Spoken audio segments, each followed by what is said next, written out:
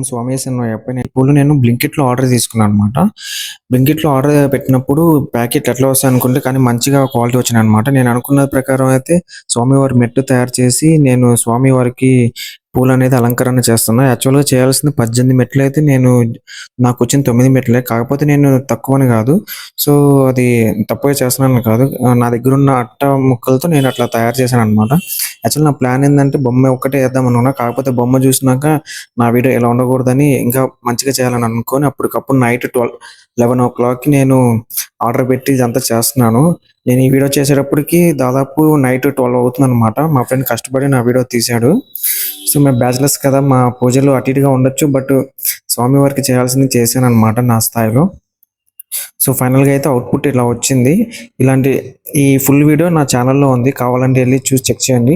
So, నేను అనుకున్న ప్రకారం ఇట్లా డోర్ ఓపెన్ చేసుకొని మంచి అట్రాక్టివ్‌గా చేద్దాం అనుకున్నా. ఎర్లీ మార్నింగ్ లేసి స్వామివారికి పూజ చేశాననమాట. ఆ హారతి కూడా ఇచ్చాను. ఈ వీడియో నచ్చినట్టయితే లైక్ చేయండి, షేర్ చేయండి. సబ్స్క్రైబ్ మాత్రం చేసుకోవడం మర్చిపోవద్దు. Thank you guys.